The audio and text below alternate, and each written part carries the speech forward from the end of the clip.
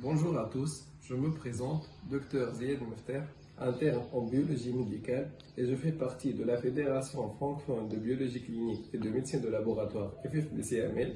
À l'occasion du Global Med Lab Week, nous avons préparé une vidéo pour rappeler le rôle crucial du biologiste dans la prise en charge des patients.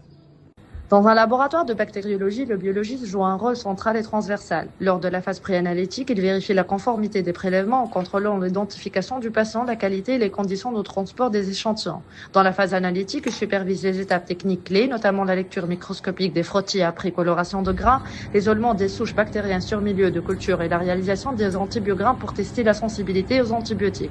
Enfin, au cours de la phase post-analytique, le biologiste valide des antibiogrammes en interprétant les résultats selon les seuils cliniques et les recommandations.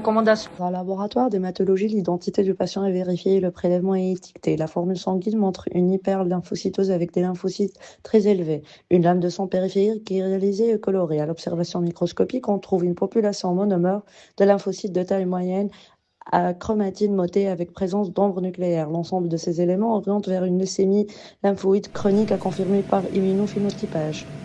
Le biologiste ainsi réalise le dosage des lymphocytes T, CD4 et CD8, par cytométrie en flux, une technique essentielle pour le suivi des patients immunodéprimés.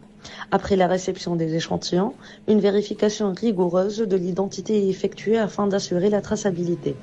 Sous zone de sécurité, les tubes sont préparés avec des anticorps spécifiques permettant de marquer les cellules d'intérêt.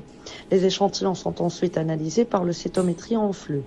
Enfin, les résultats sont interprétés et validés pour chaque patient, après vérification de la qualité et de la cohérence des données obtenues. Ce dosage permet d'évaluer l'état du système immunitaire et d'assurer un suivi fiable des patients.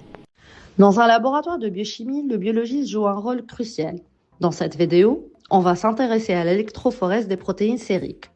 Lors de la phase préanalytique, le sang est prélevé sur un tube contenant un anticoagulant EDTA, afin d'éviter la coagulation. Il est essentiel de bien identifier l'échantillon pour garantir la traçabilité et la fiabilité des résultats.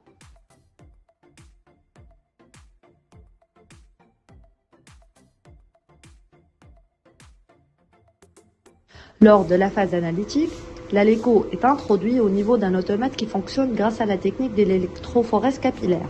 Au sein de l'automate, les protéines du sérum sont séparées sur base de leur charge et mobilité dans un champ électrique. Lors de la phase post-analytique, le profil électrophorétique obtenu est analysé par le technicien et validé par le biologiste. Dans un laboratoire de toxicologie, le biologiste réalise les dosages de médicaments dans le sang, ou encore la recherche de drogue dans les prélèvements biologiques. Une phase préanalytique consiste à traiter les échantillons pour extraire les composés d'intérêt. Une fois cette étape réalisée, les extraits sont injectés dans le système analytique, comme ici avec un analyseur associant chromatographie liquide et spectrométrie de masse. Les résultats obtenus sous forme de pics chromatographiques sont analysés. Enfin, les résultats sont interprétés par le biologiste médical en fonction du contexte clinique pour pouvoir concourir à la prise en charge optimale des patients.